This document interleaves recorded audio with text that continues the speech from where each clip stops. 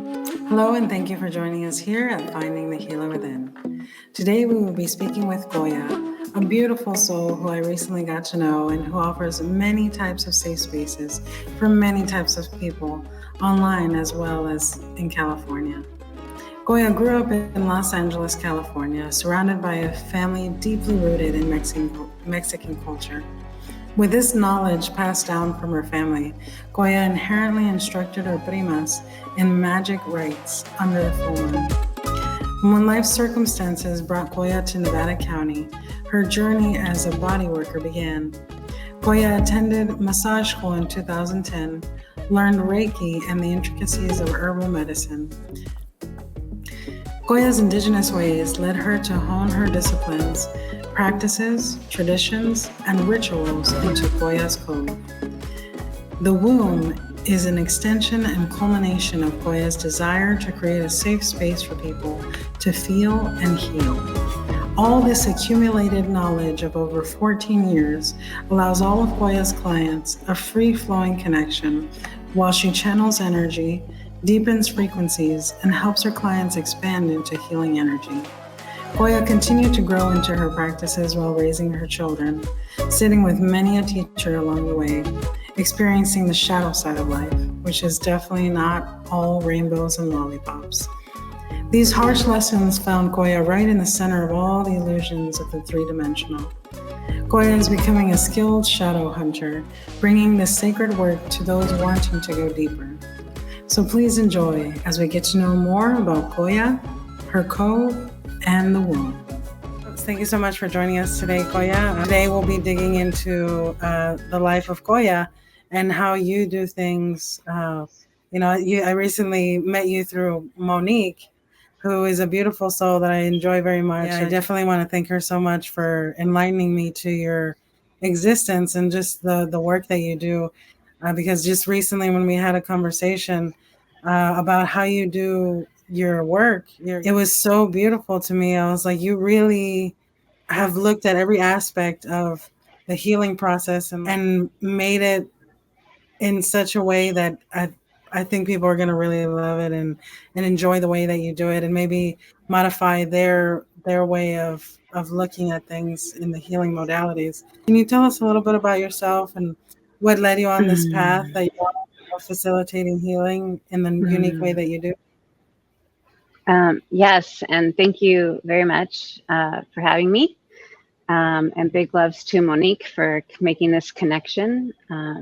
It's an honor to be here with you today and also overwhelming. I'm going to just throw that out there. I like to be real all the time. What started me on this path? Probably being born to planet Earth started me on this path.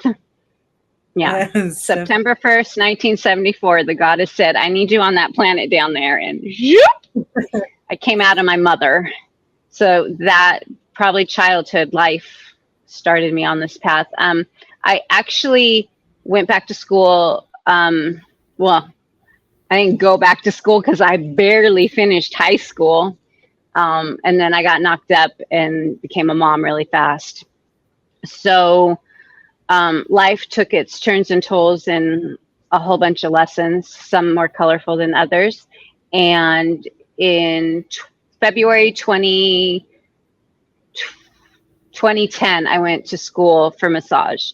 And up until that point, I was already dabbling in energy work, Reiki. I'd heard that around the neighborhood. I was already into like oracle cards and tarot, candles. I had a big obsession with candles, still have a big obsession with candles. So I was already carving my path in a magical sense. And in 2010, I went to school for body work. And from the first day that I laid hands on a body, like I had this activation, my teacher knew, like I knew right then and there that I would be doing this for the rest of my life. Not like I'm doing it today, that comes later on down the road. And I actually went to massage school to heal my childhood. Like I was all kinds of a mess in 2010. Bad relationship with my kids, baby daddies eating me alive, just everybody taking energy from me. And I was a wreck in 2010. And so I was actually going to heal my life. I didn't really see it like a job, a career. I just, because of my own childhood, needed to understand touch. I just always felt like I didn't hug my kids enough. I didn't cuddle with them. And my daughter's the best hugger in the world. And I just always held myself back because I was afraid to do to them. And so that's why I actually went to massage school. But when my hands landed on, you know, another student that first day of school during practice, whoo, yeah. I'm like, oh, this is a thing. Like information, the touch, like, yeah, it was a wake up call. So that's it. That's how it started. In a class of 15, only 2 of us graduated, and I'm one of those 2. So wow, it was meant to be. It was meant to be. Yeah. So yeah, like you said, you were activated in like just the first touch from the first touch. Mm-hmm. Yes. Wow. That first day of school. I was also the first one in class naked. That was a thing. She's like, you might as well, if you guys are uncomfortable. My maestra, may she rest in peace. She's like, if you've got things about your body and about being naked, you might as well get over it, because you're going to be looking at naked bodies for the rest of your life. And she's going on and on. And I'm like scared. I'm like, oh my God, no. Like, and so we had to practice taking a sheet and holding it for the client so they could undress and get on the table without their body ever showing. Like, it was a whole thing. And it's first day of school. And I'm like, fuck it. And I was scared. I'm like shaking, like nervous poops, you know, just like mortified that we were all going to have to do this today. So I was the first one. I'm like, just get it out of the way. Just do it and handle it right now. I'm like, me, I'll go. And so I was the model for the teacher who was trying to show the rest of the class.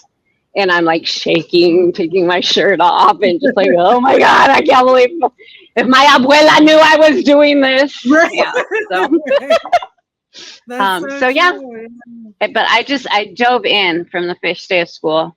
We had practice in the afternoons where we would work on people that would come in for like free clinic, just so we could practice like whatever muscle groups we worked on. So Monday through Friday, I was there. So, and my kids were still in school. So I'm like going across from Grass Valley to Sacramento, Monday through Friday. Yeah.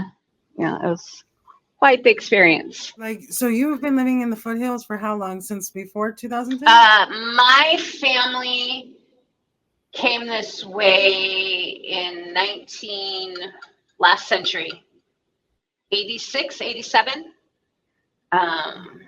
Yeah. And I kicked and screamed the whole way I'm born and raised in Southern California, and I kicked and screamed the whole way. I did not understand this move. It was just risk. The first time in my life that I was aware of being different and out of place was when we moved up here, because I live in Whitesville. And and when we got here in 86, 87, I couldn't tell you exactly what year. Like, if we wanted tortillas, we had to go down the hill.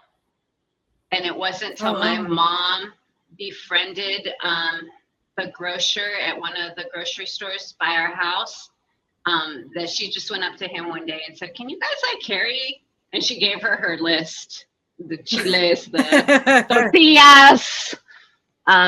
So he's like, yeah, of course. This is, I don't know why we never thought of it or something like that. So that's awesome. And so you guys brought the culture in to Nevada City. I like to say that culture and generations later, we've brought some spice to this village. So yeah, high school was awful. It was a wreck. I was constantly being bullied by the students, by the administrator, the vice principal. She had it out for me for the first day. They're constantly harassing me and accusing me of like ridiculous shit. And I spent like all my time in the library. I was such a book nerd already. I'm like, yeah, because in the library, that's how you get into trouble, lady.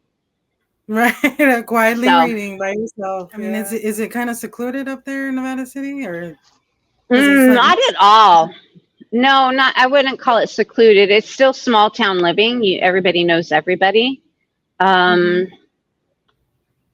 I'm not secluded. I mean, we've got, all the corporate commercial stores. We even have a Target now up here. Ah. That was the big deal.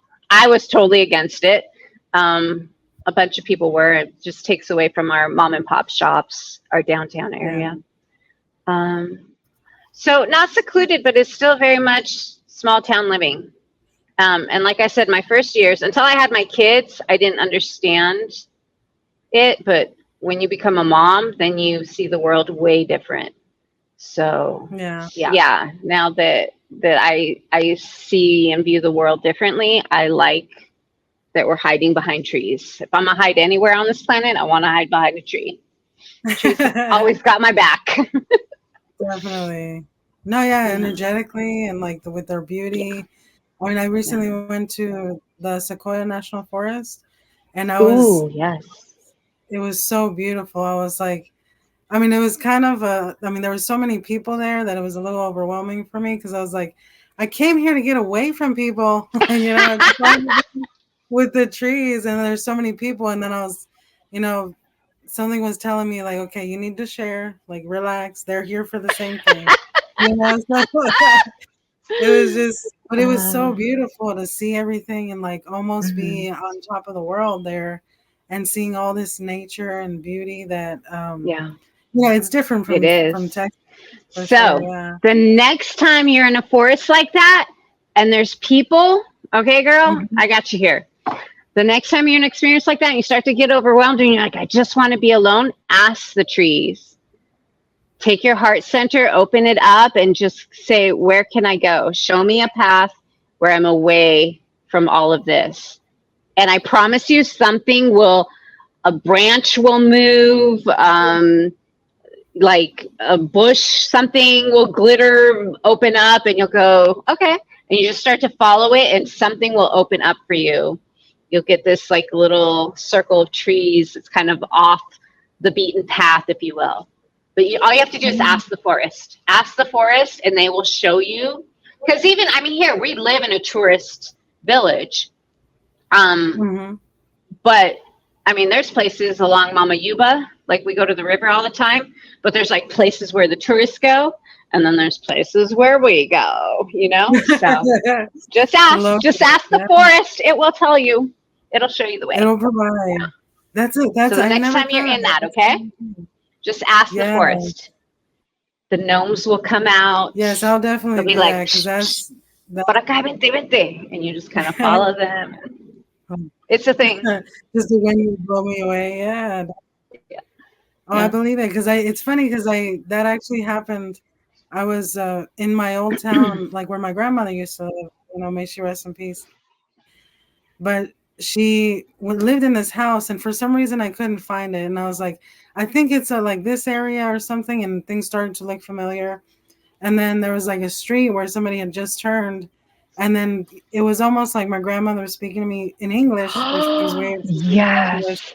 And she was like, just, yeah, it's there. It's that one right there. And I turned, and then I recognized the street where my grandma used to live. And I was like, here it is. And I told my There parents, it I was is. like, I know it was my grandma that was like, hey, come here. You want to see it again? I'll show you, Oh, don't you love that feeling? That It's knowing so, that you're being guided. Oh, I love it. I love it. That's so yeah. delicious. And do you feel that at all, like in your practice, like when you meet somebody that you're going to put hands on, energetically and otherwise, like, do you feel that they were led to you or anything like that? Because you don't really advertise, right? No, I don't. That's a great question. And yes, everybody comes to the medicine because word of mouth. I mean, I'll do pop-up things on Instagram if I've got an opening, if I'm going to, be at the studio, I'll do a little history or something. But otherwise, for the past 14 years, girl, yes, it's word of mouth. Somebody's gets, and The majority of the time, it's a good fit. Sometimes some folks just aren't ready for the medicine, and that's okay too. Um, Hmm. but yes, definitely there's something bigger guiding people to the space, to the the kind of work that we do here. Yeah. Yeah, and it's I really enjoy the way that you like you described it to me as like you don't just immediately, once they walk in the door, you're like, okay, it's 60 minutes, let's do this. Like you don't do it No, by and you just no. kind of, you give us like a little insight into like your Sure. So, process. my process, the practice, I call it. I don't have a business. I do have a practice, though. This is definitely something much bigger than me. So it's a practice, and people come in, especially. I'm thinking just a moment. Okay, so you come in, and we start with tea. Right now we're doing cold tea because it's really hot. But we come in and we just sit down, and I allow people, because my space is really busy. I love things. And so there's a lot going on. Even in my bigger room, there's a lot going on in here. So I just allow people to drop in. I'm pouring tea. I start shuffling cards. And we just start with the platica. We're just, kind of letting go of whatever was going on before they rushed up 3 flights of stairs to get here. And then we just start sipping tea. I do a blessing, when I hand them their cup of tea, a prayer. We just start drinking tea, pulling cards. If they have something specific, we start there. If not, I just start doing a general sped just to like feel the energy coming. And I haven't done a 60-minute session in forever. When I do my sliding scale at the first weekend of the month, I do 60 minutes there. But otherwise, I just like things to flow. That's been going on for years in my personal life and in my practice. I don't do good when people are rushing me. So if it's a 90-minute session, usually it's just 3 cards and then we get on the table. If it's 2-hour, 3-hour session, we're just pulling cards and just letting that medicine kind of like bringing all that's happening in the mind into the body. And then again, I couldn't tell you how long we sit. It's slightly different for everybody. And then I'll ask, how's the body doing today? And then we're in the body. The mind is quiet and we're in the body. And then they start sharing, oh, well, this hurts, that hurts, whatever. I haven't been sleeping. And then I leave the room, wash my hands, come back, and they're on the table. And at that point, the big medicine starts. I do body work and energy clearings. I've got all kinds of tools. And their guides at that point are like at the table, at each corner. They're not corners. Each part of the table, the 4 posts of the table, if you will, and just feeding information of what needs to happen. And my hands, just like I said, they know what they're doing. So we can do sound bath in a session. We can do crystal grids. I use a lot of oils. I love oil. And we do a facial steam and rocks, like hot rocks in the winter. So delicious. But the list of tools goes on and on. I mean, red light therapy, you name it. If it's out there, I know about it. And if I don't know about it, I'm learning about it and bringing it in. So That's awesome. And it depends on how you feel, like what they need and things like that. Or?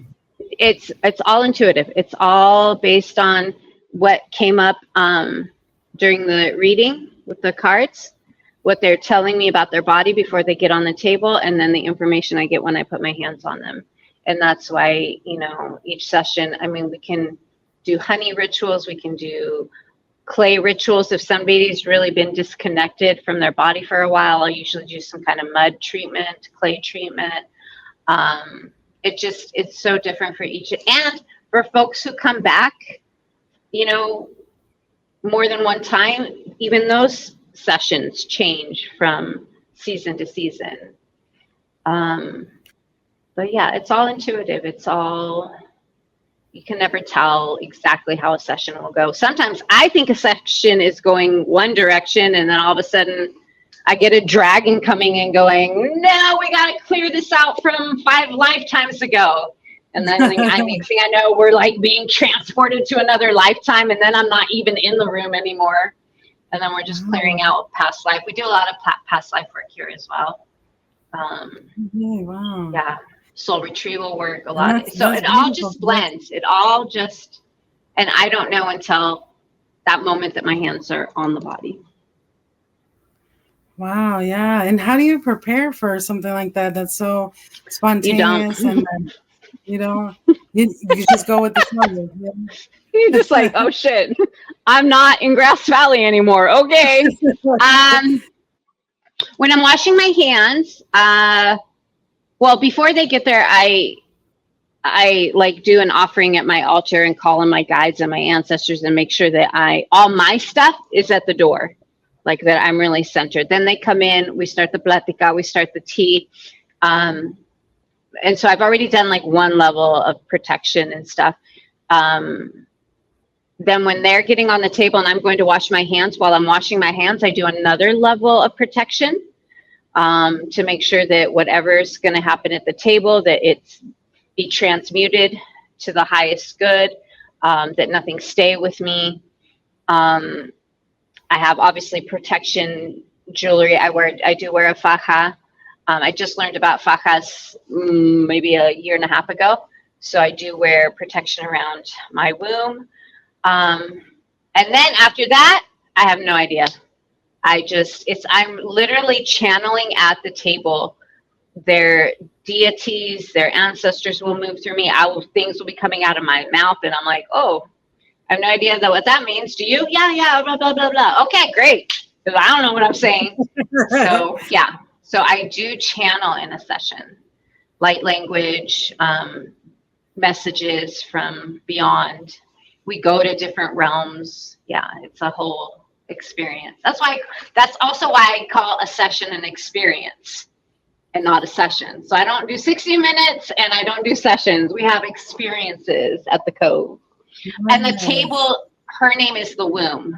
The table space is the womb. Because you really are going into a womb cave type place to do deep work. So then I leave after the session. I go back out and wash my hands, let them come to, get dressed. And I'm doing another clearing protection while I'm washing my hands after the session and making sure that there's nothing on me. So that's how I prepare my vessel, my mind, my body, and my soul to dive into these realms with people.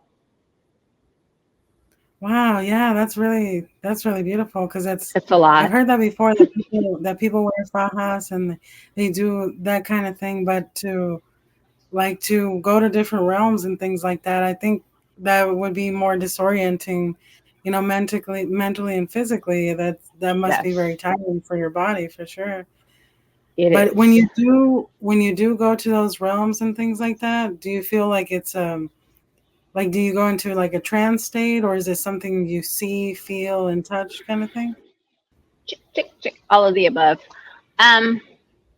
Yes, it's a trance state, but it's a very interesting trance state because I'm still doing body work. I'm still grabbing my tools, but it is very meditative, like kind of, people that crochet or paint or play instruments, they're active, but it's still meditation. People who play sports, that's a form of meditation, right? So I'm still in movement. I'm still like my 3-dimensional piece is still doing the body work, the limpia. But my ego is not here. So there's information coming through me. Did I get off track or did I answer your question? No, yeah, definitely. And and now that you mentioned the ego, it's necessary for it to be eliminated and separated in order for you to be a channel kind of thing? Yes. Yeah. If ego gets in the way, that's just, and when my beginning years, before I even knew what channeling was, ego would get in the way all the time. And I wouldn't tell people, like messages would come through and my ego would be like, no, that's fake. That can't be. Like, who are you to come up with that idea? Like it was my idea or my thought coming through. So for the first, madre, true confessions here, probably the first 5-6 years, like only my inner circle of sisters that would get on my table and let me practice on them, I would give them little messages. So I heard this while I was working on you, but I was very reserved, I wouldn't tell people. But that was ego. And once that got out of the way, as soon as I learned, and that comes back to like my private practice, meditation, yoga, those eating clean, like really cleaning my system helped me distinguish between my ego and information coming through. So that's just practice. Wow, yeah, because I know that, like all the processed food that exists out in the world, like now I see it with different eyes. Like I went to the grocery store recently and I looked around and I asked myself, what is actually food that came from the ground? And I was really like scared. I was like, none of this is food. None of this is food. And you're just like amazed at how little of it is actually food. And depending what grocery store you're at, not even their produce comes from the ground. That's creepy. Ah! Yeah, it's so crazy. Yes, and that's like, wild.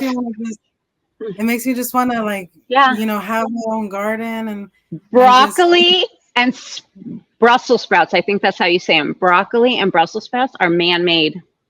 Yeah, I recently. That's wild. Like, and they tell you it's good for you. I mean, which it is. I'm like, y'all eat your Brussels sprouts and broccoli if you like that stuff. But like how they force you to like eat some foods because it's good for you, but it's man-made. So how can that be good for you? I don't know. I question that kind of shit all the time. Yeah, like tilapia and like it's fun. Yes. And I've been seeing that everywhere, and I'm like, well, I could, I could have a tank and raise it myself, and know right. And at least I know what I'm feeding it. Yeah, and it's crazy because because it's pushed on us every day, in every way. Like from watching TV, getting distracted by social media and stuff. Which I know that you don't have a TV, and how does that contribute to like you being able to like not be distracted in any way? Like you get like all this stuff done.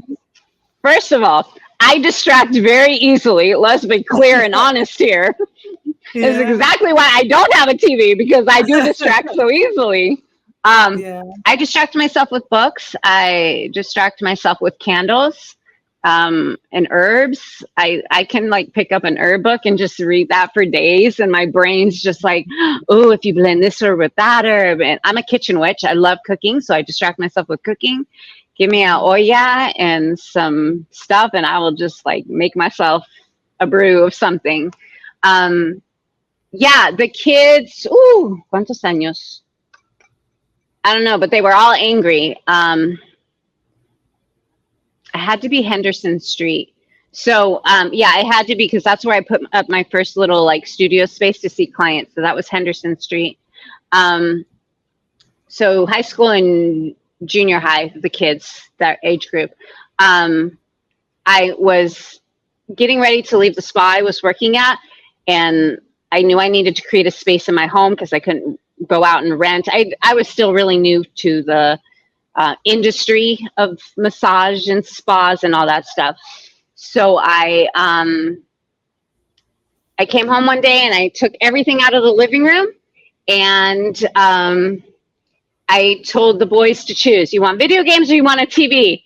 And they panicked. They were like, video games. What are you doing? What's happening? Like, so I took the TV and I chucked it in the trash. I'm like, take your video games and put them in your room. But I still want that door open, and I'm going to monitor whatever you guys are doing in there. Don't think that this is some, freebie or something. So the video games went to the bedroom. I took the living room and converted that into my studio space. And we got rid of the TV, and I haven't had a TV since. And I I like to go to the movies. I enjoy going to the movies just, again, to distract when I'm overwhelmed. And I also like to do that alone. But anything else is reading. I'm a book dragon. Not I to love be confused with a bookworm. I am a book dragon. So, because you yeah. just devour them. Yeah. Oh my gosh. Over and over again. That, So, reading, and more time, again, without that distraction of TV, I can distract myself with things that are going to help my mind expand, my heart expand. So I'm just like everybody else, looking for a distraction from all the pain on this planet, but I'm conscious and aware. I don't just turn on, a device and just let that feed me. I'm looking, am I going to go into the kitchen? So when I get home from work, am I going to read a book? Am I going to go into the kitchen? Am I going to go, see how my plants are doing, outside? I guess conscious of where I'm distracting myself. yeah, conscious and developing yourself at the same time. Mm-hmm. It's definitely something I've been trying to do more because I work in a quiet space. I tend to wear Bluetooth and I'll listen to like different books that kind of open my mind a little bit. And I know and I'm aware of that it's an audiobook and I'm not really consuming too much of it. Like it's really Don't like you give yourself because so I am the proud associate of a book coven. We're not a book club, we're a book coven. And in our book coven, people are allowed to read their books in audio. It's a thing. In this day and age, sis, I don't care. As long as we're doing something besides vegging out in front of a screen. True. And I as long as we're reading, maybe the brain and you learn it differently or whatever, but I just don't think we should knock it because what happened, I feel, my opinion only, and I'm a Virgo and I love my opinions. I feel like if we don't at least allow ourselves to do audio reading, I don't have time. I'm too tired. Yeah. So you have your bookshelf of books. You have a crazy commute from your house to the office. You're listening to talk radio and Grandpa Henry talking about politics and some crazy bullshit. So by the time you get to work, traffic and whatever garbage you just filled yourself from the radio, do an audiobook. It doesn't even have to be a self-help book because I'm going to just say, because again, I am in a book coven, novels and fiction books can be medicine. They can be, we were talking about that last night on our live, is fiction books can have medicine and teachings and healing. So I wouldn't knock it. I would, if that's how you can get your books read right now is through audio, then by all means, don't judge it. Just know that because magic is intention, 99% is intention. Anyways, that's my little spiel on reading. Mm-hmm. Read however you can. We don't judge blind people for reading with their hands, do we? So read with your ears. If you're an audio reader or learner, how some people are visual, audio, and kinesthetic for learning, or some combination. If you're an audio person, then you're gonna absorb it. It will get in there. Yeah, and I feel okay. That was my rant. It'll just pop up sometimes, and I'll remember what precisely it said or something like that. Because I'm reading a bunch of different series by the. I'm sure you've heard of Don Miguel Ruiz, and his kids who have taught. I have them tattooed on me. They're tattooed on me. Yeah. the four agreements and the fifth agreement. Yeah, yes, so I have heard of them. I have heard of them. Because they're the way they go about just describing death, life, and how to live things through a different lens. It always resonated with me because I'm like just like yourself. I've felt different throughout my life of maybe I'm too sensitive or I'm too this, I'm too that or whatever. But then also being very heavily in the I don't care but I'm supposed to be this way. And there's a reason why. And I'm sticking with that, and I'm not changing for anybody. But in the in the books that you read, like what are you more into right now, like during Ooh, the summer? ooh, I like that in the summer because it changes. So we get snow here. So when you're snowed in, you give zero fucks. You just like they go by really slow. So you read everything and anything. That's the winter. Yeah. Um, girl, I seriously, I'm really, I love everything about UFOlogy. So anything about UFOs, abductions, that's like my dirty little secret, maybe, but not so much because I do talk pretty openly about it. Anything with elves, and I have The Hobbit memorized. I Oh, I read love that at least it. 3 times a year. At least 3 times a year, I read that. Um, Elves and gnomes, unicorns. If a story has a unicorn, I'm all over it.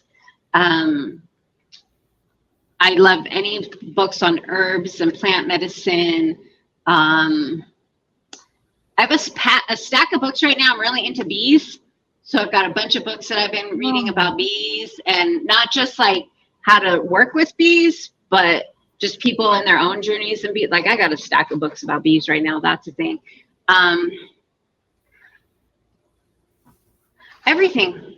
There's not one. And I will even read books that I'm, not okay with or that aren't of my interest, because I think it's important to know, even though I don't like to talk about us being separate, I think it's good to know what else is out there and and to witness myself how I get challenged. If, I'm not like, I don't read political books per se, but there's some authors out there that I'm just like, yeah, no, I'll read you one time to say I read it. But I don't have to agree with everything that I read, right? But I think it's like important to read things that are, here's what I'm trying to say. It's important to read things that make me uncomfortable, because then I can see where I have left to grow, where I have left to be more compassionate. So that's why I read things that make me uncomfortable. So I read everything. Oh wow, nice. That's awesome. So you must have a huge library and like all these wonderful. I like to think I have a really beautiful collection. I actually just saw a bookshelf the other day at the Segunda that I want to bring upstairs to this space, because I have a wall that still needs some love over there. I'm like, oh, a bookshelf. More books, more books. Projects, yes. That's awesome. And I remember when we talked before, you spoke about like not routines, but like small ceremonies, like when you're in a rush and you have to do things, really quickly. Practical magic. There you go. Yes, Yeah. every day, daily magic, practical magic. Yeah, everything. I think, okay, back up. I think magically. I don't know how long I've been like this. It's been so long now. But everything I do is intentional and magical. And not everything. Let me be real here. I really, though, commit and focus to trying to be magical and intentional in everything. From getting out of bed in the morning to making that first cup of tea. I'm a tea drinker. Or if I'm doing cacao in the morning, getting on my yoga mat, these are the first things I do in the morning. But even if a day doesn't allow me to indulge in my morning practice, when I get in the car, before I turn it on, I do a blessing, protection, and then I start the engine. The shower, like everywhere, magic, intentional living shouldn't, for me, I'm only speaking for myself, shouldn't be like 100 steps to call in protection or do a money spell. If you make some cinnamon tea and put your prayers for, some extra money this week and then drink it, boom, there's your money spell, right? It comes back to the example that I was saying, that I think it's okay for people to read their books in audio. Mm-hmm. Because what happens when you don't, you guilt yourself or you shame yourself about reading your books in audio? Then your bookshelf sits there and I don't have time, I'm too tired, I'm too busy, I have this appointment, I got to do this, I got to do that, and then nothing happens, nothing gets read. I see the same thing happen with magic. People get these really beautiful spells. They're like, oh, I need 10 red candles and honey from a beehive on a new moon from Florida. And like, I ain't got that time or a way to get to Florida to get this fancy honey, you know? And then we start. Mm-hmm. So there's these really beautiful spells out there, really beautiful practices. But if it's more than 2 or 3 steps, I'm already turned off. I'm already like, apart from my practice, I watch my grandkids Monday through Friday during the school year. The younger ones, they get to my house by 7:15 in the morning. If I haven't done my magical spell before that, it's going to happen during their mac and cheese. you know? So, like, and then when they leave, I see clients in the evening. So on my drive into town, I'm like, okay, I'm calling this in, I'm calling that in. So for me, magic has to be practical and real. And now I'm not saying that there isn't a place for ceremony. Like, I love me. Today, a sister came over. We did a Hecate ritual and some new moon work together today. And I laid out the pretty blanket and we got the candles. And I love making altars. So that has its time and place. But I had to put that in my calendar, right? I had to schedule that out. I had to make sure that, I finished in time to be with you tonight. So there's a time and place for ritual, ceremony. I love that. But there's also, because I'm not going to do magic, I'm not going to be a bruja, I need my magic to be here now. I need to grab a birthday candle, light that shit, see it burn down, and move on with my day. I need to take a bay leaf with a Sharpie. I always have a Sharpie in my purse, and I like write a spell down really quick, and throw it on the bay leaf, throw the bay leaf out the window, and it's biodegradable, so we're good. Yeah. Right? I'm going through a crossroads. I'm writing my little spell on the bay leaf, and I go through the crossroads. I toss that shit out the window. There you go. Hecate, you just got my message. And then I'm heading into town. So, awesome. I think that if we give ourselves excuses, we're all really good at no tengo tiempo, me duele la cabeza, va a llegar fulano. And then we don't do it. We don't do our breath work. We don't do our yoga practice. We don't do whatever it is. For me, it's candles and magic. But we're all so quick and easy to come up with an excuse that, boom, the day came and went and you didn't do your magic. That's not an option for me.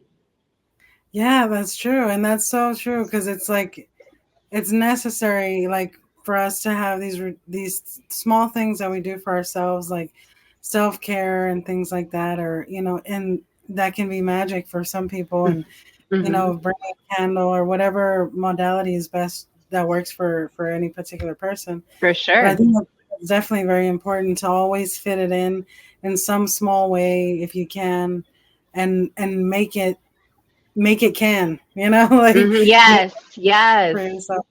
Yeah, because for sure, definitely life is too short, like for living in the moment and doing things right now because you have to do them. Like, it's like, after you go to the restroom, that you have to wash your hands immediately after. Yes. So why not do that with everything else that you want to do in life?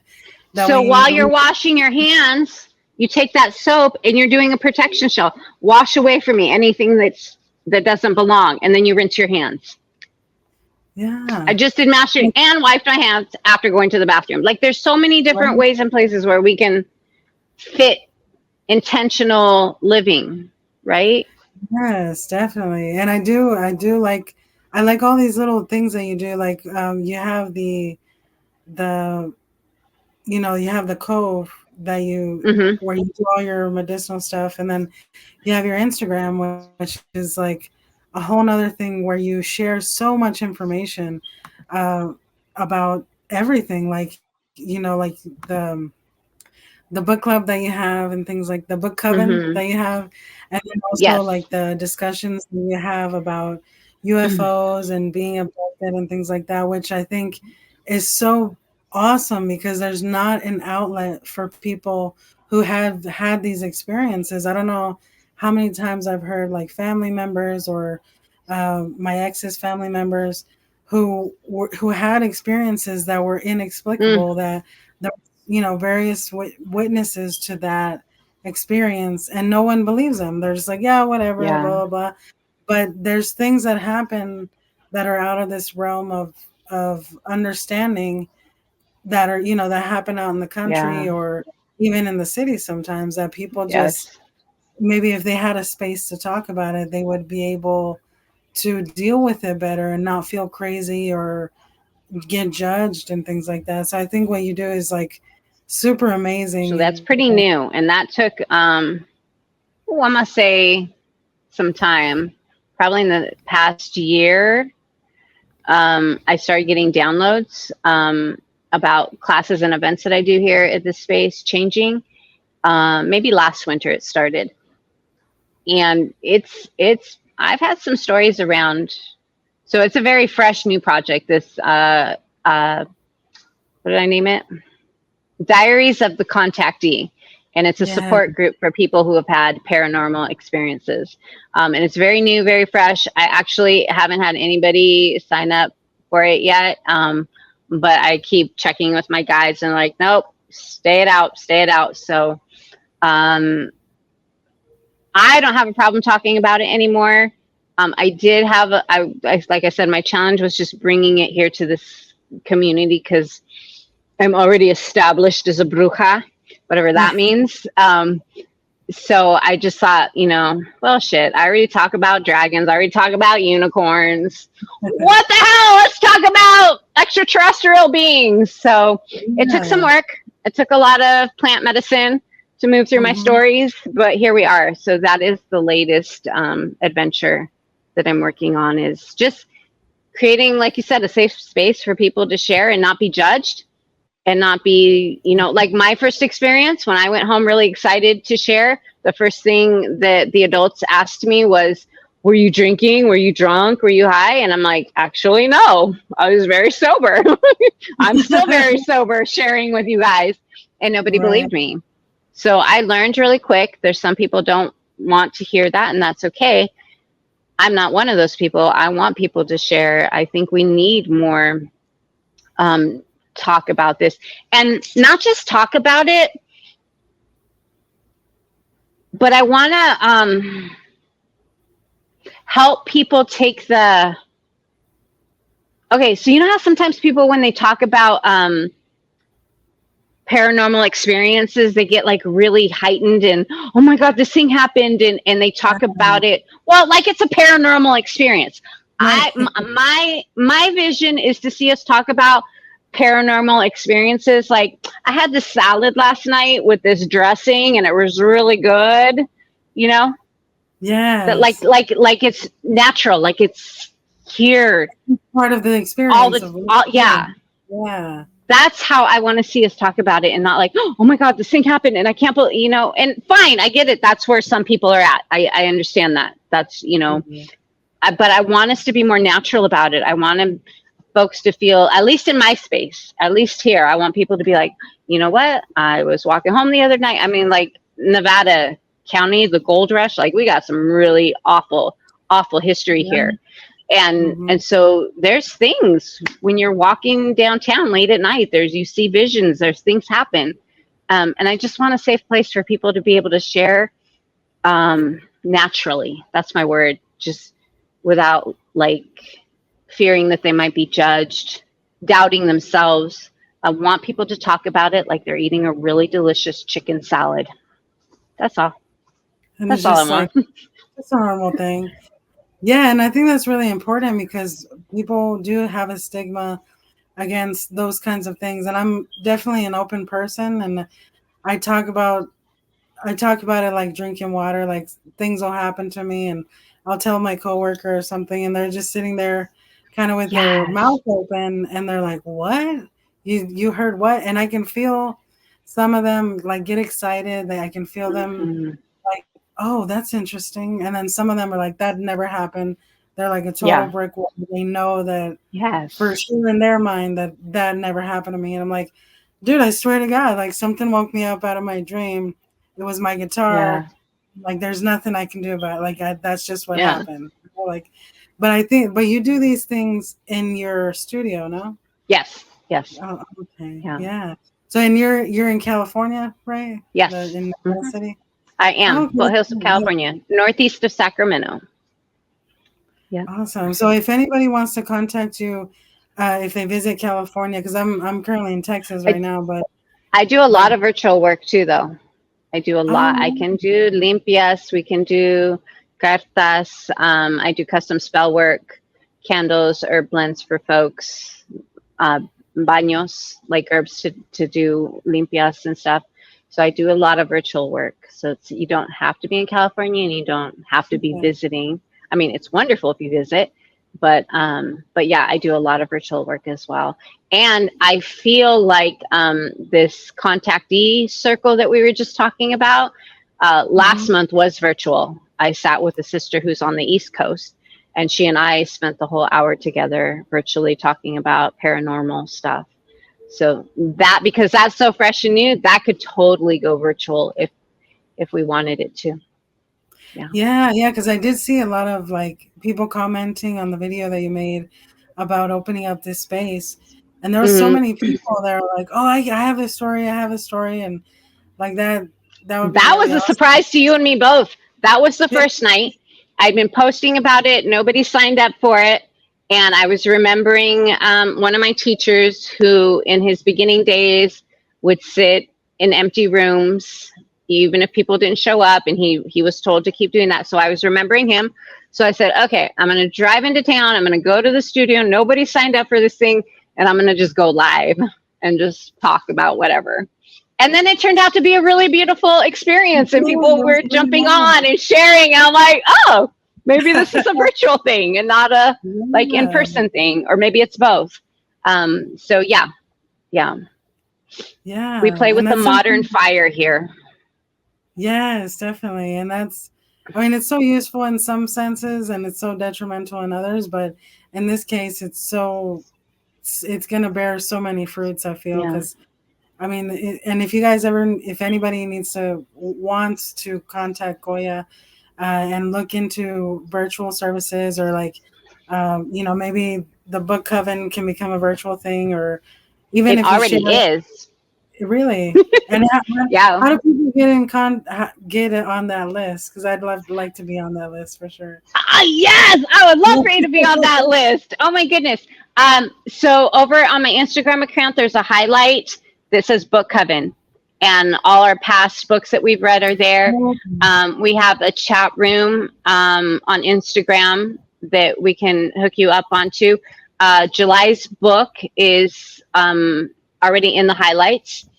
I can't think of the title right now. The 15 Lives of Harry August, I think, is the book that we're doing right now. We meet the last Tuesday of each month at 6:30 p.m.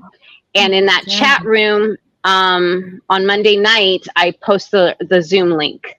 So everybody who's joining us virtually hooks onto the Zoom link, and we sit right here where I'm sitting tonight with our virtual people and our in-house people, and we just chat about the book. And sometimes we do like themes, menu themes for like if they ate like one book we did, everything was French food, and so we all started craving like French things. So even our virtual people ended up making menus with French foods. We did some Frenchy foods. Not that any of us were French, but it was still fun.